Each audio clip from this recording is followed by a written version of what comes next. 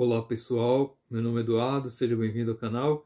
Nesse vídeo irei ler o sermão da segunda dominga do Advento do Padre Antônio Vieira, dando sequência à nossa série que faz leituras das obras do Padre Antônio Vieira na íntegra, né? Então você irá escutar todo o sermão e você pode consultar a nossa playlist com outros vídeos também do Padre Antônio Vieira, narrando e lendo os textos desse grande escritor que contribui para a nossa língua, né? Ele é considerado como o imperador da língua portuguesa e é, portanto, alguém que nós devemos ter como referência em se tratando do uso da língua portuguesa. Então, por isso, passamos a leitura do sermão da segunda dominga do Advento do Padre Antônio Vieira.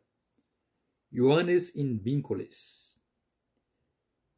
Que há de haver outro juízo e outro mundo, nos ensinou a Igreja Católica o domingo passado com a fé. O mesmo artigo, se me não engano, nos prova hoje com a razão. Diz o evangelista São Mateus que o Batista, aquele grande santo, aquele grande precursor de Cristo, por mandado de Herodes, aquele mau homem e aquele mau rei, está hoje em prisões. Ioannes in vinculis, Ioannes in vinculis. O Batista em prisões. Logo, há de haver outro juízo e outro mundo. Provo a consequência, porque se há Deus, é justo, e se é justo, há de dar prêmio a bons e castigo a maus.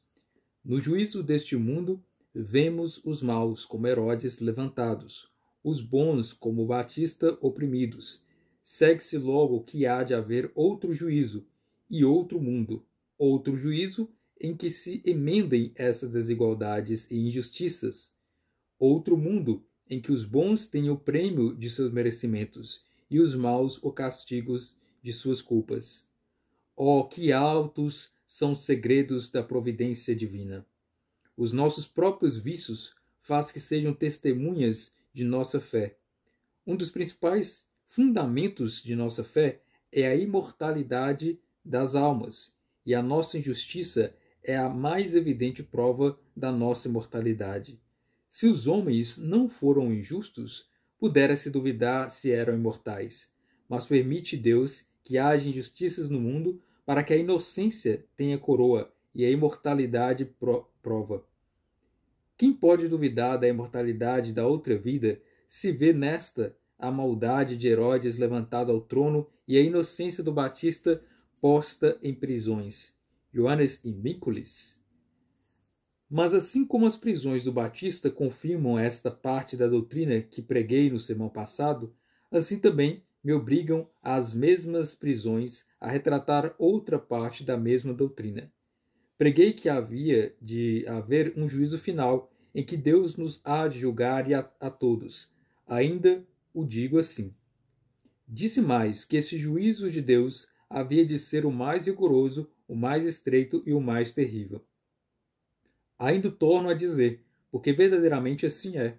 Porém, hoje, por muitas razões, vos parecerá que ainda há outro juízo mais terrível, ainda há outro juízo mais rigoroso, ainda há outro juízo mais estreito que o juízo de Deus. E que juízo é este? É o juízo que pôs o Batista em prisões, o juízo dos homens. Ioannes in vinculis. O Batista em prisões.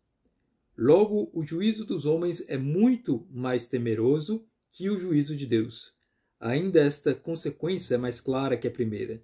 No juízo de Deus, até um ladrão se salva. No juízo dos homens, até São João Batista se condena. Ioannes in vinculis. E juízo em que até a inocência do Batista sai condenada, este é o juízo temeroso, este é o juízo formidável. Este é o tremendo juízo. E esta será a matéria do sermão, que o juízo dos homens é mais temeroso que o juízo de Deus. Quem melhor que todos entendeu essa grande verdade ou novidade que tenho proposto? Foi o real profeta Davi.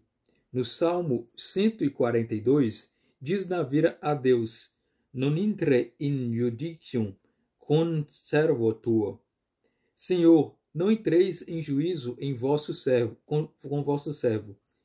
No Salmo 24, diz o mesmo Davi: Judica-me, Deus, et discerner causa mea. Senhor, julgai-me vós, e decida a minha causa. Notável encontro de afetos. Se Davi, no primeiro salmo, diz a Deus: Senhor, não me julgueis, como o mesmo Davi, no segundo salmo, diz a Deus: Senhor, julgai-me. Uma vez julgai-me, outra vez não me julgueis. Que variedade é esta? Do que acrescenta Davi se verá a razão da diferença? Judica-me, Deus, et discerne causa mea, de gente non santa, ab homine iniqua eret mea. Julga-me, vós, Senhor, livrai-me de me julgarem os homens. Aqui está a diferença. No primeiro caso, considerava Davi o juízo de Deus absolutamente, e por isso pedia a Deus que o não julgasse, porque o juízo de Deus verdadeiramente é muito para temer. No segundo caso, considerava Davi o juízo de Deus por comparação ao juízo dos homens, e por isso queria que Deus o julgasse, porque comparado o rigor do juízo de Deus com os rigores do juízo dos homens, muito mais rigoroso e muito mais tremendo é o juízo dos homens que o juízo de Deus. No primeiro caso, tinha Davi diante de si o temor do juízo de Deus. No segundo caso, tinha de uma parte o temor do juízo de Deus e da outra parte o temor do juízo dos homens. E posto entre temor e temor, achou que tinha mais que temer no juízo dos homens que no juízo de Deus. Agora entendereis o mistério daquelas palavras que deixamos de ponderar no evangelho passado. Tunc videbunt filium hominis venientem in nubibus coeli. Então verão o Filho do Homem que virá nas nuvens do céu. Cristo é homem e é Deus. Pois, por que não diz virá o Filho de Deus, senão virá o Filho do Homem? Porque o intento de Cristo era fazer-nos o seu juízo temeroso e horrível, e muito mais temeroso e muito mais horrível ficava representado como o juízo de homem, que como o juízo de Deus.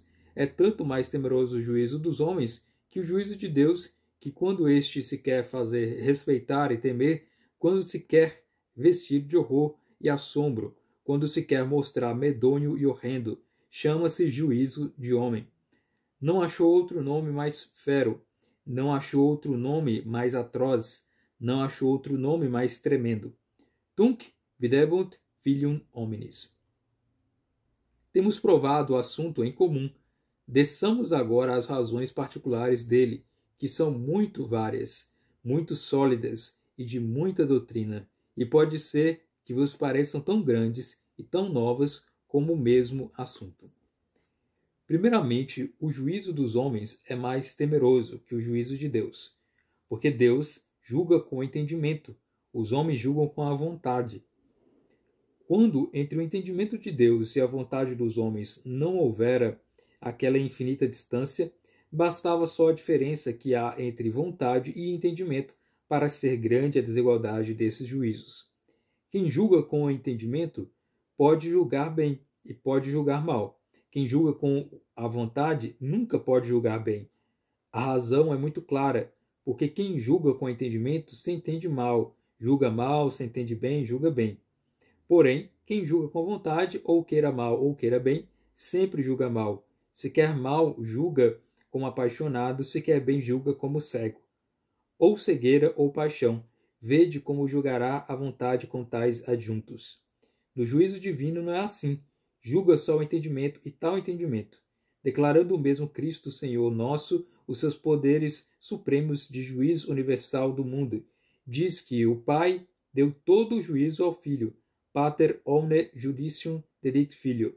Pergunto, e por que o não deu o Padre ao Espírito Santo? Para um juízo perfeito requerem-se 3 coisas: ciência para examinar, justiça para julgar, poder para executar. Pois se a pessoa do Filho e do Espírito Santo tem a mesma sabedoria, a mesma justiça e a mesma onipotência, por que razão dá o Padre Eterno o ofício de julgar ao Filho e não ao Espírito Santo? A razão moral e altíssima é esta, porque o Espírito Santo procede por ato de vontade, e o Filho é gerado por ato de entendimento. E o julgar, ainda que seja Deus, o que julga, pertence ao entendimento e não à vontade. Ao Espírito Santo que procede por vontade, deu-lhe o Padre o despacho das mercês, dator munerum, ao Filho, que se produz por entendimento. Deu-lhe o juízo das culpas. Omne judicium dedit filio. Porque o dar para que se agradeça há de proceder da vontade, e o condenar para que se não erre há o de regular o entendimento. Ainda não está dito, ouvi uma grande coisa.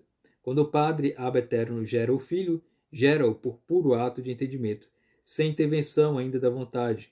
Quando o Padre e o Filho produzem o Espírito Santo, produzem-no por ato da vontade, mas já com suposição do entendimento, pois por isso o dar se atribui à terceira pessoa e o julgar à segunda, porque o dar há de ser da vontade, mas com suposição do entendimento.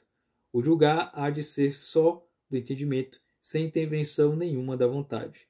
Eis aqui um perfeito ditame da justiça punitiva e distributiva. O condenar só por entendimento, sem vontade, o dar muito por vontade, mas com entendimento. E seria bem que o dar fosse só por entendimento, e que no condenar entrasse também a vontade?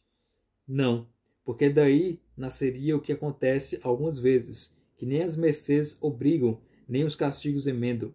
Condenar com vontade é passar além de justo, dar sem vontade é ficar aquém de liberal. No primeiro vai escrupulosa a justiça, no segundo fica desairosa a liberalidade. De maneira que em Deus a vontade e o entendimento têm repartidos os ofícios. O entendimento julga, a vontade dá. Nos homens não passa assim. O entendimento está deposto de seu ofício. A vontade serve ambos. A vontade é a que dá, e a vontade é a que julga. A queixa de ser a vontade a que dá, deixamo-la aos cobiçosos, aos pretendentes. A sem razão de ser a vontade a que julga é a que faz o juízo humano mais formidável que o divino.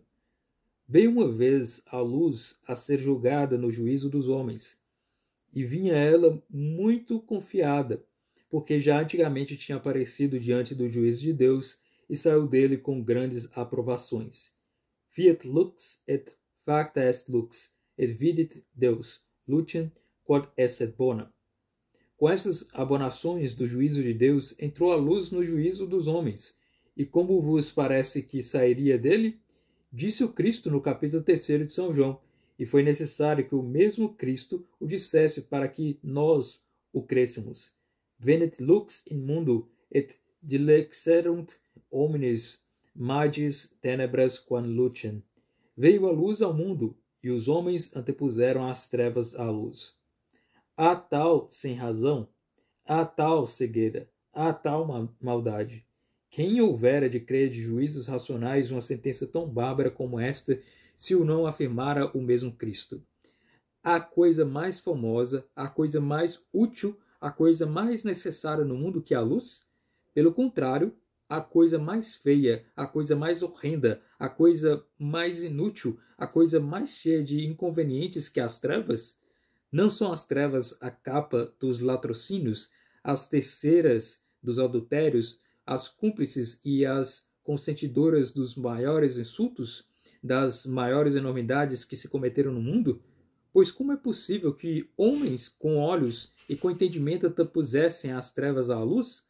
As mesmas palavras de Cristo deram a razão. Dilexerunt homines magis tenebras quam lucem dilexerunt.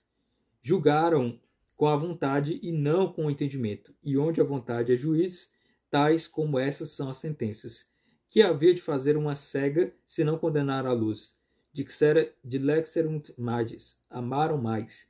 Eis aqui todo o juízo dos homens, amaram mais ou amaram menos. Se amaram ainda que seja as trevas hão de ser melhores que a luz. Se não amaram ainda que seja a luz há de ser pior que as trevas. Oh, quantas vezes renova o mundo essa sentença? Quantas vezes vem a juízo a luz e as trevas e sai condenada à luz? Vede que segurança pode ter o merecimento ou que imunidade a inocência em tal juízo. O sumo merecimento e a suma inocência o diga. Apresentado Cristo ante Pilatos, tirou ele as testemunhas, examinou as acusações e declarou a Cristo por inocente. Ego nullam causam invenio in homine isto.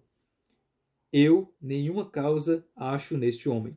Daí a pouco levaram a Cristo ao Calvário, pregaram-no em uma cruz, et imposerunt super caput eius causam ipsius scriptam. E puseram nela, diz o texto, a sua causa escrita. Pois se Pilatos não achou causa em Cristo, ego nullam causam invenio. Como lhe puseram a causa escrita na cruz, imposerunt causam eius scriptam. Aqui vereis quanto vai de ser julgado com entendimento ou com vontade. Depois que Pilatos declarou a inocência de Cristo, devolveu as acusações ao juízo da vontade dos príncipes dos sacerdotes. Iesum vero traditit voluntate eorum. E como Cristo foi julgado no juízo da vontade, logo lhe acharam causa para o crucificar. No juízo do entendimento, ainda que era entendimento de Pilatos, não se achou causa a Cristo. No juízo da vontade, ainda que era o julgado Cristo, achou-se-lhe causa. E por que acha mais a vontade sendo cega que o entendimento sendo lince? Porque o entendimento acha o que há, a vontade acha o que quer. Conforme a vontade quer, assim acha. Se a vontade quer favorecer, achará merecimento em Judas. Se a vontade quer condenar, achará culpas em Cristo. Que culpas tinha o Batista contra o Herodes, para o meter em prisões? Mas tinha contra si a sua vontade, que era a maior culpa de todas. Bem entendia Herodes que era inocente o Batista, mas não quero ir por aqui. Ou Herodes entendia que era inocente o Batista, ou não entendia. Se não entendia, vede a cegueira da vontade, que o fazia entender contra a razão. Se o entendia, vede a tirania da vontade, que o fazia obrar contra o que entendia. De uma maneira ou de outra, sempre o Batista tinha certas as prisões, Ioannes in vinculis. A segunda razão de o juízo dos homens ser mais terrível que o juízo de Deus é porque, no juízo de Deus, geralmente basta só o testemunho da própria consciência. No juízo dos homens, a própria consciência não vale testemunha. Vede que grande é a fidalguia do juízo de Deus. Aparecereis diante do tribunal divino, acusam-vos os homens, acusam-vos os anjos, acusam-vos os demônios, acusam-vos vossas próprias obras, acusam-vos o céu, a terra, o mundo todo. Se a vossa consciência vos não acusa, estai-vos rindo de todos. No juízo dos homens não é assim. Tereis a consciência mais inocente que a de Abel, mais pura que a de José, mais justificada que a de São João Batista. Mas se tiverdes contra vós um Caim invejoso, um Putifar mal informado ou um Herodes injusto, há de prevalecer a inveja contra a inocência, a calúnia contra a vontade, a tirania contra a justiça, e por mais que vos esteja saltando e bradando dentro no peito a consciência, não vos hão de valer seus clamores. Vede que comparação tem este rigor com o do juízo de Deus. Acho eu muita graça aos pregadores que, para nos representarem a terribilidade do juízo divino, trazem aquela autoridade, o oráculo de Deus a Samuel. Homo videt ea, quae parent dominus autem intertur cor. Os homens veem só os exteriores, porém Deus penetra os corações. Antes, por isso, mesmo é que muito mais para temer o juízo dos homens, e se os homens conheceram os corações, se aos homens se lhes pusera dar com o coração na cara, então não havia que temer seus juízos. Que maior descanso e que maior segurança que trazer um homem sempre consigo no seu coração a sua defesa. Acusais-me, condenais-me, infamais-me, quereis 1000 testemunhas, pois ei-las aqui, e mostrar-lhes o coração, bona consciência mille testes. Sabeis vós, para quem não era boa invenção, há de os homens verem os corações? Para os traidores, para os hipócritas, para os lisonjeiros, para os mentirosos e para outra gente desta ralé, mas para os zelosos, para os verdadeiros, para os honrados, para os homens de bem. Oh, que grande costume! Oh, que grande felicidade fora! Mas como a consciência no juízo humano não vale testemunha, quem leva a calúnia nas obras, que importa que tenha as defesas no coração? A maior defesa e justificação que Cristo teve da sua inocência foi o depoimento de Pilatos, quando, pedindo água, lavou as mãos e pronunciou que ele era inocente no sangue daquele justo. Accepta aqua lavit manus corum populo dicens, innocens ego sum a sanguine justi ius. Reparou nesta água e neste sangue São Cirilo Gerosolimitano, e disse com opinião singular que aquela água e aquele sangue que saiu do lado de Cristo na cruz faziam alusão a esta água e a este sangue. Erant haec duo de latere judicante aqua clamantibus vero sanguis. A água significava a água com que Pilatos lavou as mãos. Accepta aqua lavit manus. O sangue significava o sangue que o mesmo Pilatos declarou por justo, e os acusadores tomaram sobre si. Sanguis eius super nos. De maneira que, assim como cá o réu, ou o homiciado, traz no seio os papéis de sua defesa, assim Cristo meteu no coração aquela água e aquele sangue em que consistiam os testemunhos autênticos de sua inocência. Ora, vede agora sair a Cristo do pretório de Pilatos, acompanhado de grande tropel de justiças, e vereis na representação daquela tragédia o que cada dia acontece no mundo. O inocente caminhava para o suplício, o pregão dizia as culpas, o coração levava as defesas. As culpas do pregão eram as falsas, as defesas do coração eram verdadeiras. Mas como o coração no mundo não vale testemunho, morreu crucificada a inocência. Quantos traslados deste processo se formam cada dia no juízo humano? Por isso os inocentes padecem e os culpados triunfam. Quem mais inocente que José? Quem mais culpado que a egípcia? Mas a culpa mostrava os indícios da capa, e o inocente tinha as defesas no coração. Por isso ela triunfa e ele padece. Morre, enfim, Cristo na cruz. Abre-lhe uma lança o peito, fica o coração patente, e então saíram em público as suas defesas. Exhibit sanguis et aqua. Pois agora, depois de Cristo morto? Sim, agora, que essa é a diferença, que há de um juízo a outro juízo. No juízo depois da morte, que é juízo de Deus, então valem as defesas do coração. No juízo desta vida, que é o juízo dos homens, nenhuma valia tem. Ó desgraçada sorte é do coração humano! Poder ser julgado dos homens para a culpa, e não poder ser visto dos homens para a defesa. Se assim é, que muito que se não defenda a maior inocência. Ioannes in vinculis. O terceiro motivo de maior temor que há no juízo dos homens, comparado com o de Deus, é que no juízo de Deus as nossas boas obras defendem-nos. No juízo dos homens, o maior inimigo que temos são as nossas boas obras. Demos revista a alguns exemplares do juízo humano e constar-nos-á desta verdade. O primeiro condenado que houve no juízo dos homens foi Abel. E por que culpas? Porque o seu sacrifício agradou mais a Deus do que o de Caim. Há tal crime como este? Se Abel fora como Caim, ele tivera os seus dias mais bem logrados. Não há maior delito no mundo que o ser melhor. Ao menos eu, a quem amara das telhas abaixo, antes lhe desejara um grande delito que um grande merecimento. Um grande delito muitas vezes achou piedade, um grande merecimento nunca lhe faltou a inveja. Bem se vê hoje no mundo os delitos com carta de seguro, os merecimentos homoziados.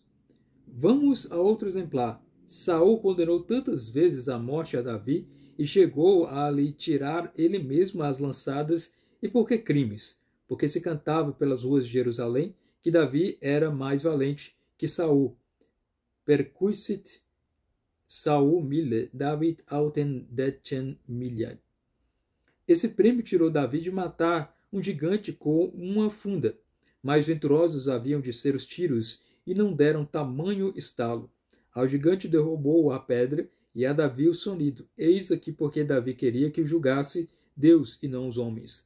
No juízo de Deus, perdoam-se os pecados com fraquezas. No juízo dos homens, castigam-se as valentias como pecados. Graças a Deus que já nos imos emendando deste. Vamos ao terceiro exemplar, mas para que é ir mais longe, se temos o maior exemplo de todos no Evangelho? Mandou Batista do cárcere 2 discípulos seus que fossem perguntar a Cristo se era ele o Messias. Tu és qui venturus es an alium expectamus? Suspendeu o Senhor a resposta, porque havia ao redor grande multidão de enfermos que esperavam, e depois de os sarar a todos milagrosamente, voltou-se para os embaixadores do Batista e disse-lhes assim: Ite renuntiate Ioanne quae audistis et vidistis. Ide, dizei a João o que ouvistes e vistes.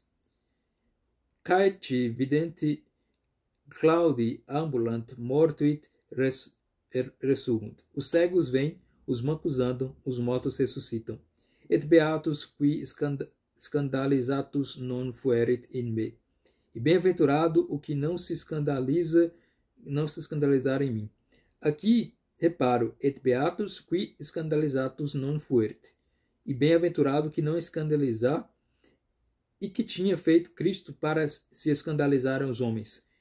Se Cristo arrancara olhos e fizera cegos, se cortara pés e fizera mancos, se tirara vidas e matara homens, então tinham razão de se escandalizar de Cristo. Mas por sarar, por remediar, por ressuscitar, sim, porque não há coisa de que mais se escandalizam os homens que de haver quem faça milagres. Antigamente escandalizavam os homens e edificavam as virtudes. Hoje as virtudes escandalizam, e queira Deus que os pecados não edifiquem. Deus vos livre de vossas boas obras, e muito mais das grandes. Os pecados sofremo-los facilmente, os milagres não os podemos sofrer. E por quê? Porque os pecados são ofensas de Deus, e os milagres são ofensa nossa. Bem seguro eu que havia mais de 4 enfermos em Jerusalém, que não quiseram ser sarados só porque Cristo não fosse o milagroso. Não atirara Saul a lança contra Davi, que lhe tirava a enfermidade, se lhe não doera mais um milagre do que lhe agradava a saúde. Quanto mais seguro é ir com pecados ao juízo de Deus que com milagres ao juízo dos homens. Em Deus há misericórdia, na inveja não há perdão. Que levou a Madalena ao juízo de Cristo? Pecados. E como saiu? Perdoada. Remittentur et ei peccata multa. Que levou Cristo ao juízo dos homens? Milagres. E como saiu? Condenado. Quia hic homo multa signa factis. Com que escaparão os homens do juízo dos homens, se Deus com milagres não escapa? Ainda dizia mais o processo de Cristo, et totus mundus post eum vadet, que era tal que ia todo mundo após ele. Se disseram que ele ia após o mundo, condenassem-no muito embora, mas porque o mundo ia após ele. Eis aí quais são os crimes do juízo dos homens. Se fores após o mundo, ninguém vos há de condenar. Se o mundo for após vós, não vos há de valer sagrado. Que disse hoje Cristo do Batista, que se despovoam as cidades para o buscar, para o ver, quid exis in desertum videre. Não era cana verde que se movesse com o vento, arundinum ventur agitatem, que não era homem da corte que vestisse sedas, senão cilícios, omne molebus vestitunt, que era mais que profeta, plusquam profeta, finalmente que era anjo, ecce ego mito angelo meum. Assim, meu santo precursor, e vós tendes 5 culpas tão grandes como estas e tão provadas, mal pleito levais ao juízo dos homens. A vós vos tiraram dos olhos, e dos ouvidos do mundo a vós vos fecharam em um cárcere. Ioannes in vinculis. A quarta consideração de ser mais temeroso o juízo dos homens que o juízo de Deus é porque Deus julga o que conhece, os homens julgam o que não conhecem. Um dos maiores rigores do dia do juízo é que os mesmos demônios hão de ser ali nossos acusadores. Mas eu, antes que me quisera ver acusado de demônios, que ver-me julgado de homens. O demônio, no dia do juízo, há-nos de acusar de todas as nossas obras, há-nos de acusar de todas as nossas palavras, mas em chegando aos pensamentos, há de tapar a boca o demônio, porque os pecados de pensamento são reservados só a Deus. Eis aqui até onde chega o demônio, quando acusa, e o homem, quando julga, julga-vos as obras, julga-vos as palavras, e até o mais íntimo pensamento vos julga e vos condena. Há tal temeridade de juízo que julgue o homem as obras, que vê, que julgue as palavras, que ouve, seja embora, mas que queira julgar os pensamentos, onde não chega com algum sentido do corpo, nem com alguma potência da alma. Esta é uma das mais graves razões porque o juízo dos homens é mais para temer que o juízo de Deus. Deus julga os pensamentos, mas conhece-os. O homem não pode conhecer pensamentos e julga-os. Dir-me-eis que os homens julgam os pensamentos pelas obras, e que pelas obras que se veem, bem se podem julgar os pensamentos que se não veem. Se assim fora, não eram tanto para temer os juízos dos homens, mas vede quanto, ao contrário das obras, julgam ainda os melhores homens os pensamentos. Estava Ana, mãe de Samuel, orando no templo com os afetos e efeitos que costumam os afligidos. E que juízo vos parece que faria ao sumo sacerdote Eli desta oração? Julgou que era intemperança e que os movimentos que fazia Ana com a boca tinham a causa na mesma boca, e não no coração lastimado de onde saíram. Existimavit illan temure lentum et ait usqueco ebria eris. Veio Naamã Ciro à terra de Judeia para que o profeta Eliseu o curasse da lepra. E que juízo faria el rei Ezequias dessa jornada de Naamã? Julgou que era mandado cautelosamente por seu rei, para que, tornando-se sem a saúde que viera buscar, tomasse daqui ocasião de queixa, e da queixa passasse a rompimento de guerra, e lhe viesse a conquistar o reino. Animade vertite et videte quod occasiones quaeret adversum me. Lançou-se Amã aos pés da rainha Esther, pedindo que lhe valesse contra a indignação do rei, de cuja graça se via inopinadamente caído, e que juízo faria Assuero desta ação de Amã? Julgou-a tanto contra toda a razão e contra o decoro que a si mesmo se devia, que em nenhum pensamento pôde caber o pensamento que lhe veio, nem há palavras com que se possa explicar sem dissonância. Etiam reginam vult opprimere me present in domo mea. Eis aqui como interpretam os homens as ações e como julgam por elas os pensamentos. Ana orava a Deus e a sua oração foi julgada por intemperança. Naamã buscava a saúde e a sua confiança foi julgada por hostilidade. Amã pedia perdão e o seu arrependimento foi julgado por sacrilégio. Nem chorar o arrependido, nem curar-se o enfermo, nem orar o necessitado está isento de ser mal julgado dos homens. Ana pediu o remédio de sua esterilidade a Deus. Naamã pedia o remédio de sua enfermidade a Eliseu. Amã pediu o remédio de sua infelicidade a Esther. E nem em Esther o ser rainha, nem em Eliseu o ser santo, nem ao mesmo Deus o ser Deus lhes valeu aos miseráveis para que escapassem. Nem com os reis, nem com os santos, nem com Deus se pode tratar sem ser mal julgado dos homens. Tão injusto é o juízo humano que interpretar intenções, tão atrevido e tão temerário é em julgar pelas obras os pensamentos. Julgar mal uma obra boa, grande maldade é, mas julgar ou bem ou mal um pensamento que não pode ser conhecido, ainda é maior tirania. Se não conheces, não podes conhecer o pensamento, como te atreves, homem, a julgá-lo? É tão reservado a só Deus o juízo dos pensamentos, que nem de toda a Igreja Católica fiou Deus o julgar um pensamento. Ecclesia non judicat de interno. E o que Deus não fia dos pontifícios, o que não fia dos concílios, o que não fia de toda a igreja, que é julgar meus pensamentos. Isso faz o juízo de qualquer homem. Parece-vos muito isto? Parece-vos muito que os homens julguem pensamentos e condenem só por pensamentos? Ora, guardai que ainda não disse nada. E quantas vezes vos julgaram e condenaram os homens pelo que nunca vos passou pelo pensamento? Eis aqui outra maior diferença dos dois juízos. Deus julga e condena por pensamentos. Os homens julgam e condenam pelo que nunca passou pelo pensamento.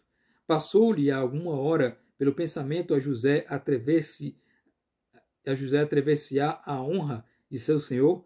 Passou-lhe alguma hora pelo pensamento a Daniel querer maquinar contra o império dos assírios?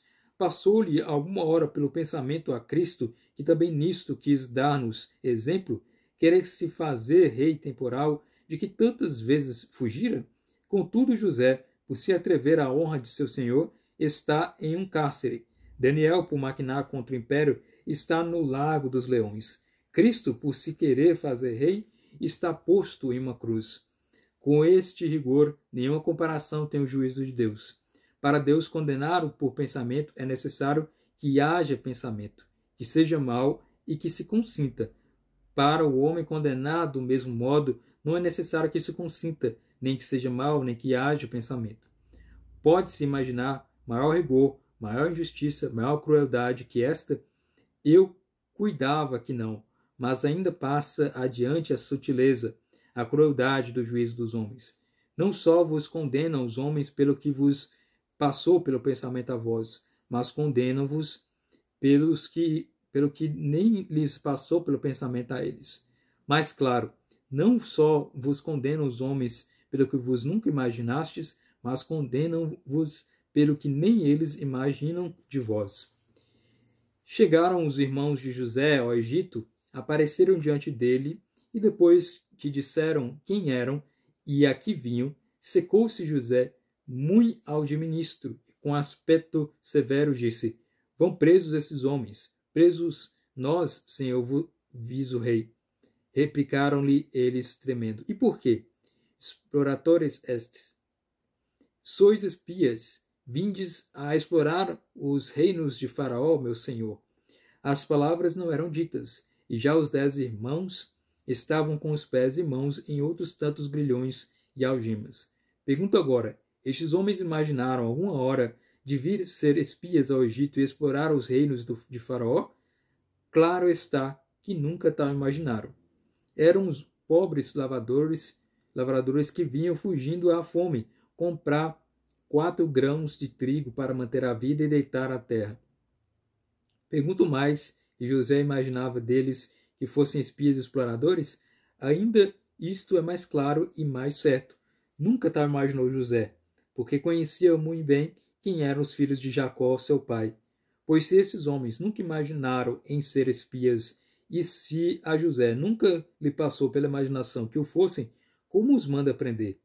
É possível que hão de estar uns inocentes arrastando cadeias em uma masmorra pelo que nem eles imaginaram, nem imaginou deles quem ali os meteu? Assim passa. Na história de José era aquele rigor fingido, mas ainda mal, porque tantas tragédias se representam no mundo em que as mesmas injustiças são verdadeiras. Diga-o de Nabote em Namaria e a de Susana em Babilônia. Porventura imaginava Jezabel que Nabote blasfemara o nome de Deus e del rei? Não imaginava tal coisa, e contudo Jezabel fez condenar a Nabote pelo que nem ele imaginou nunca, nem ela imaginava dele. Porventura os juízes de Babilônia imaginaram de Susana que violara a fé que devia a Joaquim no crime de que a acusavam? Não lhes passou tal pela imaginação. E contudo foi condenada e levada ao suplício Susana pelo que nem ela imaginou, nem imaginaram dela os mesmos que a condenaram. Quantas vezes julgais, condenais, infamais e destruís um inocente pelo que nem ele imaginou, nem vós imaginais? Dele sabeis de certo que não fez o crime, e infamai-lo, e acusai-lo, e condenai-lo como se o fizera. Se condenar por culpas duvidosas é injustiça, condenar por inocência conhecida, que tirania será? A que usa o juízo dos homens como Batista, Johannes in Vinculis. A quinta razão e diferença que acho entre o juízo de Deus e o juízo dos homens é aquela que parece faz o juízo de Deus mais temeroso, que é o ser juízo final. Juízo final, ó, que temerosa palavra! Mas daí mesmo tiro eu quanto mais temeroso é o juízo dos homens que o juízo de Deus. Deus não julga senão no fim. Os homens não esperam pelo fim para julgar. Grão rigor. Semeou Cisânia o inimigo na seara do pai de famílias. E que aconteceu? Veja a diferença do Senhor aos criados. Os criados muito fervorosos. Vis imus et collegemus ea. Senhor, quereis que vamos e arquemos logo a Cisânia? O pai de famílias, muito repousado, sinete itetraque crescere e usque admessa. Deixai nascer, deixai crescer, deixai amadurecer. Lá virá o tempo da messe, então se conhecerá qual é o trigo e qual a cisânia. Eis aqui qual é Deus no julgar, e quais são os homens. Deus não condena senão no fim. Os homens não esperam pelo fim para condenar.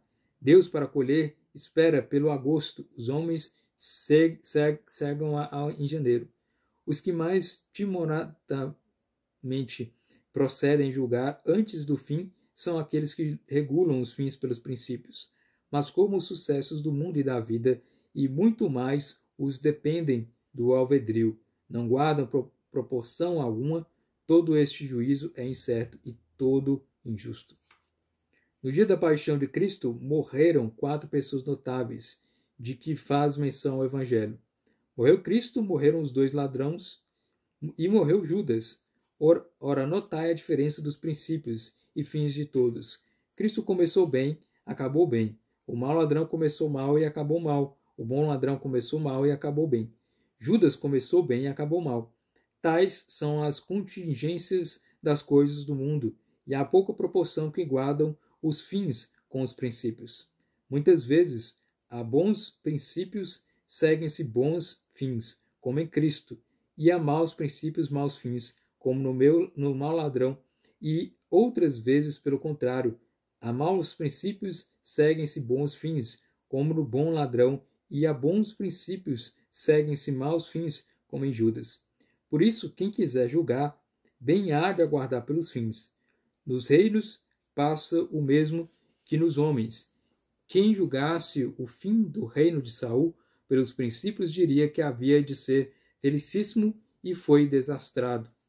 Quem julgasse o fim do reino de Davi pelos princípios diria que havia de ser trabalhoso e foi felicíssimo.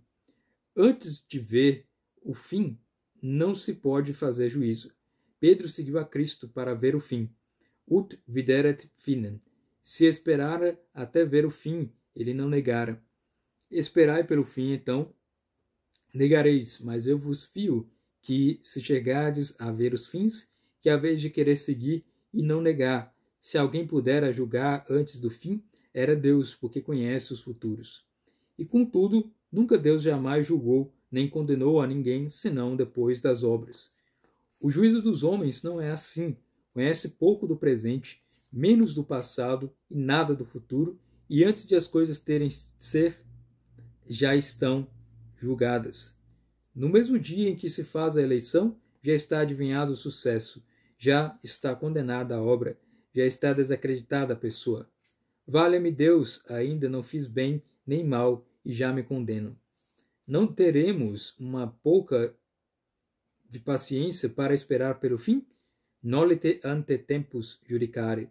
Não queirais julgar ante tempo, diz o apóstolo, já que quereis ter predestinados e precipitados como Deus, julgai também como Deus no fim das obras. Mas que, ao predestinado, se lhe haja de adivinhar o merecimento, para se lhe dar logo o prêmio, e ao precípito se lhe haja de profetizar a culpa, para condenar de antemão, terrível juízo. Ainda passa adiante a razão por que Deus julga no fim, e os homens não. É porque no juízo de Deus não basta a certeza do futuro para o castigo, e basta a emenda do passado para o perdão. No juízo dos homens, nem para o futuro vale a certeza, nem para o passado a emenda. Diz o evangelista São Marcos que veio Cristo, Senhor nosso, comer à casa de Simão leproso. Chamava-se assim este homem, porque fora leproso antigamente, e o mesmo Senhor o sarara. Não sei se repararás na dúvida. Se este homem ainda tivera lepra, se lhe chamassem leproso, muito justo, mas se ele estava são, por que lhe hão de chamar leproso? Porque esse é o juízo dos homens. Foste vós leproso algum dia? Pois ainda que Deus faça milagres em vós, leproso haveis de ser todos os dias de vossa vida. Deus poder-vos-á dar a saúde, mas o nome da enfermidade não vos hão de perdoar os homens. No juízo de Deus, com a mudança dos procedimentos, mudam-se os nomes. Antigamente erais Saulos, hoje sois Paulo. No juízo dos homens, por mais que os procedimentos se mudem, os nomes não se mudam jamais. Se fosse leproso uma vez, leproso vos hão de chamar enquanto viverdes. Simones leprosi, poderá haver milagre para sarar o Simão, mas milagre para tirar o leproso. Não é possível, ó grande sem razão do juízo humano, que da enfermidade vos hajam de fazer apelido. E venha a ser pior o apelido que a mesma enfermidade, porque a enfermidade, quando muito chega até a morte, o apelido passa à descendência. O juízo de Deus terrível é, mas posso me livrar dele, e emendando-me, porém, o juízo dos homens, em que não vale emendar, quem poderá negar que é mais terrível?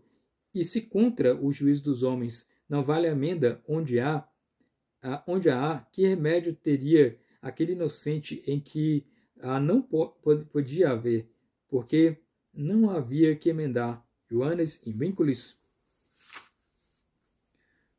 Antes que passe adiante, que não sei se me permitirá o tempo, me ocorre que pode ocorrer a alguém aquela famosa sentença de Cristo: Nolite timere eius qui occidunt corpus animam autem non possunt occidere, sed potius timeter eium qui potest et animam et corpus pedere in Gehenna. Quer dizer, não temais aqueles que matam o corpo e não podem matar a alma, mas temei antes a quem lançando o corpo e alma no inferno, tanto pode matar a alma como o corpo. E quem são aqueles? E quem é esse? Aqueles são os homens, este é Deus. Logo parece que daqui se infere contra a doutrina que até agora provamos por tantos meios que mais temeroso e mais para temer é o juízo de Deus que o dos homens, como mais se deve temer o inferno e morte da alma que a do corpo. Mas tão erradas como isto costumam ser as consequências de quem segue as suas apreensões ou afetos e não olha para o caso de que falam os textos e para o intento com que foram ditados os escritos.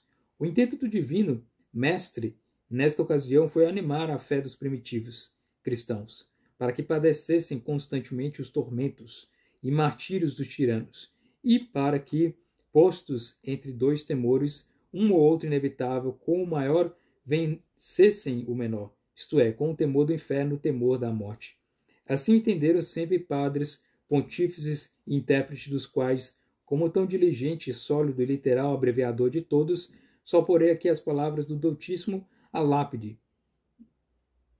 Quasi discere nolite metur mortius, quam vobis intentambunt persecutores negare meam fide, aut cessare ab eius predicatione vobis a me imperata, vel aliquid ea indignum comitere, quia sit feceretis incurreteris mortem tun corporis, tun anime longe atrociore, et diuturnorum scilet aeterni non ingerena, ubi damnati moriuntur morte immortale et vita moribunda vivunt et perdurant. De sorte que a comparação não se faz aqui entre juízo e juízo, senão entre perigo e perigo, entre pena e pena.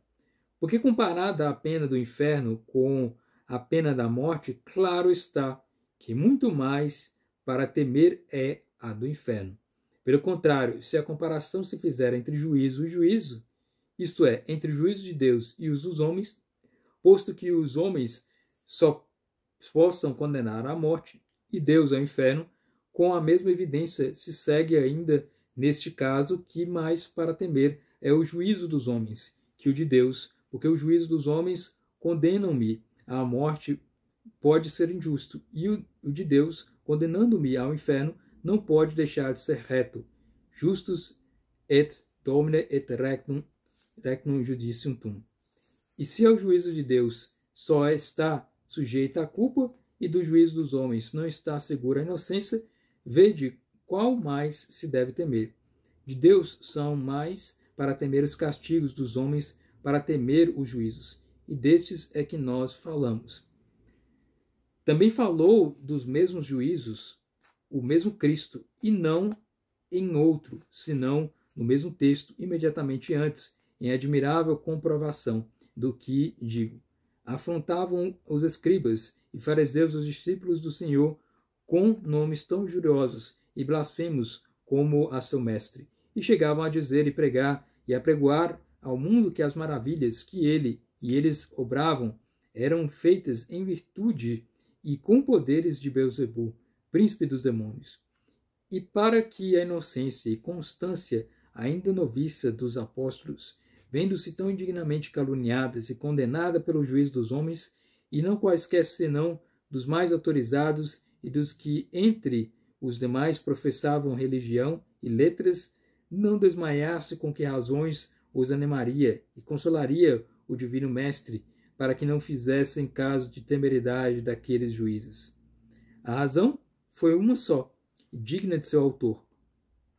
Si patrem familias besabutat vocaverunt, quantum magis domesticus eius, ne regor timeritis eius nihil enin est opertum, quod non veletur et occultem quod non inquietur. Não vos deixeis admirar que, sendo vós os discípulos, e eu o mestre, e sendo vós os servos, e eu o Senhor, vos tratem e vos julguem a vós os homens, como me tratam e me julgam a mim. Mas para que não temais, nem façais caso dos seus juízos e das afrontas que vos dizem, sabeis que Deus manifestará a vossa vontade e as suas calúnias, ou no dia do juízo, ou ainda antes. Nolite tamen eorem proba irrisiones et sanas timere, quietandam Deus vestram fidem, et veram religione pate facient, non tantum in die judicis, sed etiam in hac vita. Comenta o mesmo autor como São Crisóstomo, Teofilacto e Eutímio. Ó argumento verdadeiramente divino, e outra vez digno da sabedoria de seu autor, de maneira que a consolação e a apelação que tem o juízo dos homens é para o juízo de Deus, e debaixo desta esperança certa ensina Cristo a seus discípulos que os não temam. Ne timeritis eius? Sim. Logo, se o juízo de Deus é o seguro que nos dá o mesmo Deus para não temer o juízo dos homens, bem se conclui que o juízo dos homens é o formidável e que se deve temer, e não de Deus nessas circunstâncias. O dos homens temer-se, porque quando menos pode ser falso, injusto, e o de Deus esperar-se sem temor, porque sempre é justo e reto. Tudo isto ficou já convencido com as razões que ponderamos antes de responder a esta réplica, restando muitas outras com que se podia provar e amplificar a mesma verdade, mas porque nem o tempo dá lugar, nem eu vos quisera totalmente dever.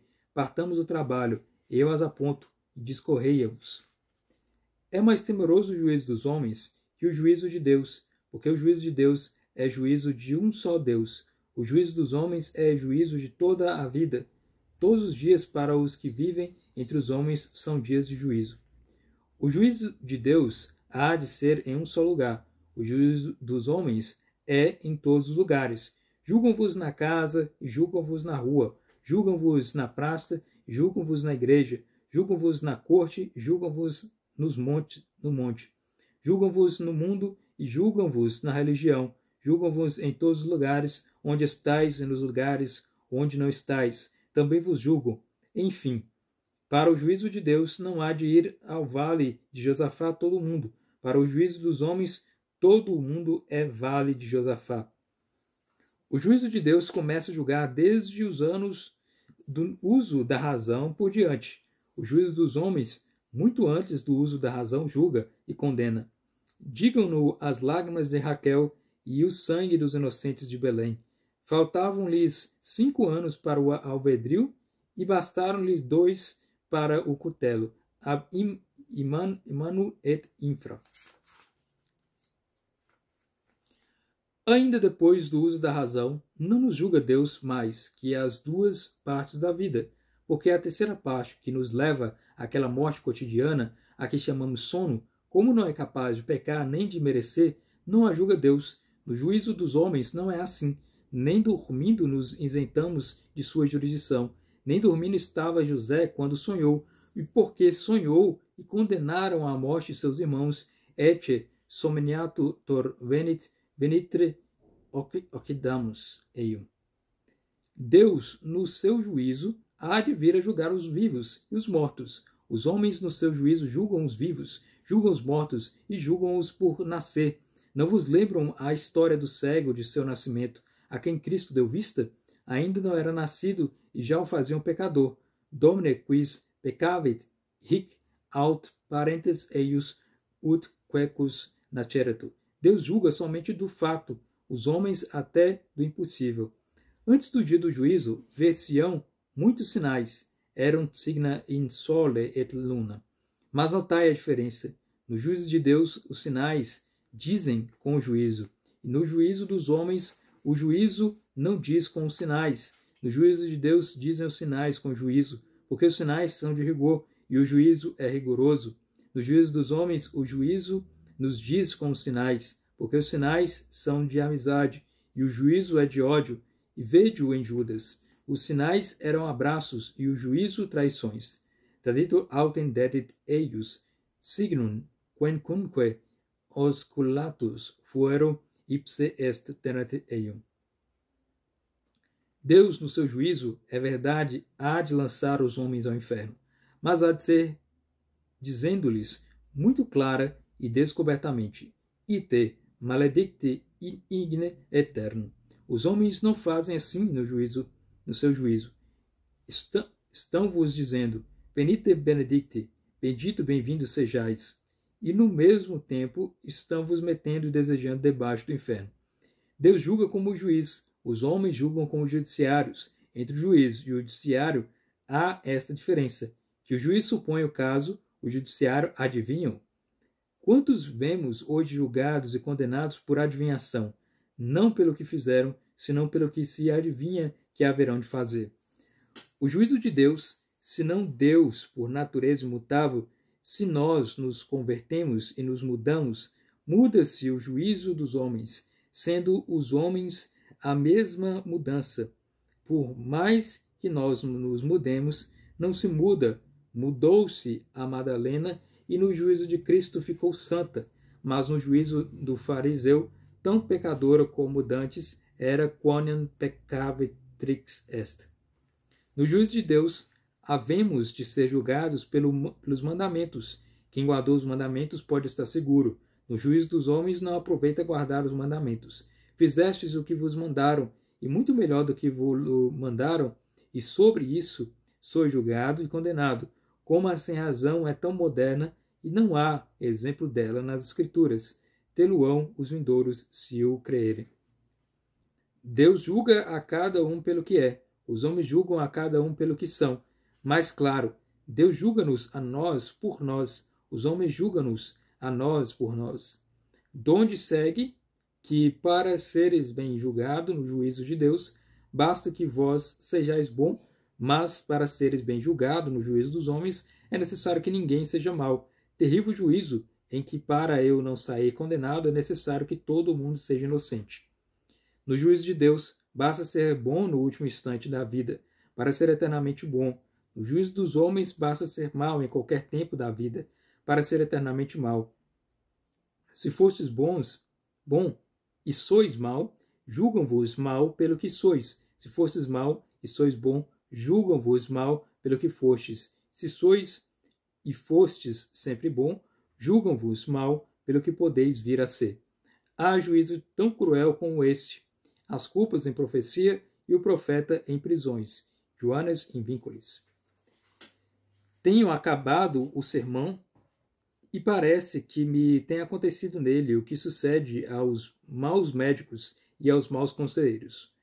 O mau médico encarece a enfermidade e não lhe dá remédio.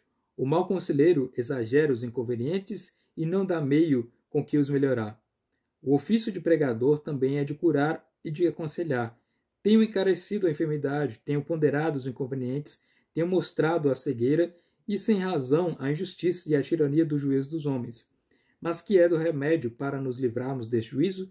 Se não há remédio, ainda é mais temerosa esta última circunstância e todas as que até agora temos considerado. Verdadeiramente dificultosa e impossível coisa parece achar remédio para escapar do juízo dos homens, sendo tantos tão livres, tão temerários. Mas ouçamos o que resolve nessa matéria o Todo-Poderoso com sabedoria infinita. Nolite judicare ut non judicemini in quo enim judicio judicaveritis judicabimini. Se não quereis vos julguem, não julgueis, porque com o mesmo juízo com que julgardes, sereis julgados.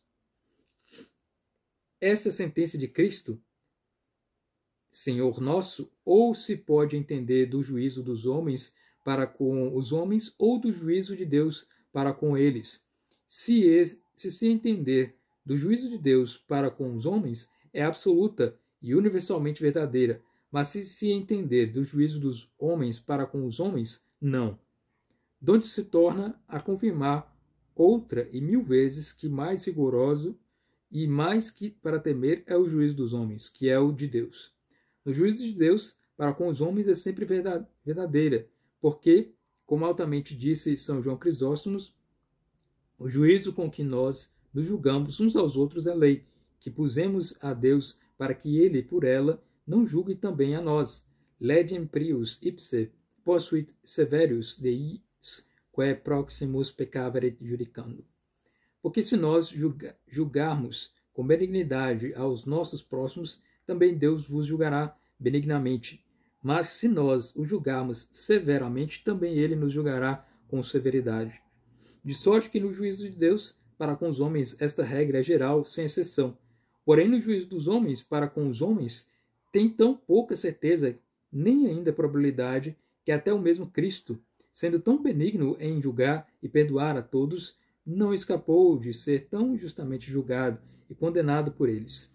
Se Cristo, suma inocência, teve um Anás, um Caifás, um Pilatos e um Herodes que o julgaram e condenaram, que homens haverá tão inocente e justo que, por estes 4 juízes, não tenha 400 que o julguem e condenam. Contudo, essa mesma sentença, ainda que universalmente não é certa, no juízo dos homens para com Deus, para com os homens. No juízo dos homens para com os homens, por ditame natural da razão e por proveniência particular de Deus, muitas vezes se justifica neles. Nolite judicare et non judicabimini, nolite condenare et non condemnabimini. Não julgueis e não sereis julgados, não condeneis e não sereis condenados. Sabeis, pois, muitas vezes somos julgados e tão injustamente julgados, porque tantas vezes somos juízes e injustíssimos juízes, porque julgais as obras alheias, por isso vos julgam as vossas obras, porque julgais as palavras alheias, por isso vos julgam as vossas palavras, porque julgais até os pensamentos alheios, por isso vos julgam e vos condenam, até o que não vos passou pelo pensamento. Diz São Tiago, na sua canônica, que São Miguel se não atreveu a julgar a Lúcifer, se um serafim se não atreve a julgar um demônio, como se há de atrever um homem a julgar outro homem? Se queremos julgar, viremos os olhos para a parte de dentro, que ainda é mal, porque tanto acharemos que julgar, que examinar e que condenar. Se nos julgarmos sem paixão a nós, ou vos promete que tenhamos tanto de fazer, e tanto para que pasmar, que não nos fique nem tempo, nem ânimo para julgar a outrem. Ora, cristãos, por reverência de Deus, pelo que devemos a Cristo, pela obrigação que temos a nossas almas, que seja o fruto deste sermão temer muito em juízo temerário. Não um juízo em que somos julgados, que isso não é culpa nossa, mas o juízo em que nós julgamos, que é a nossa condenação. In quo alterum juridicas te ipsum condenas, diz São Paulo. Quando julgamos os outros, condenamos-nos a nós. E quantos condenados estão hoje no inferno só por um juízo temerário? Deus, por sua misericórdia, nos livre de um escândalo como este, tão fácil e tão ordinário, em que tantas vezes tropeça a caridade, em que tão gravemente se embaraçam as consciências, em que tão perigosamente se perde a graça e com ela a glória. Então aqui termina esse sermão do Padre Antônio Vieira. Muito obrigado pela atenção.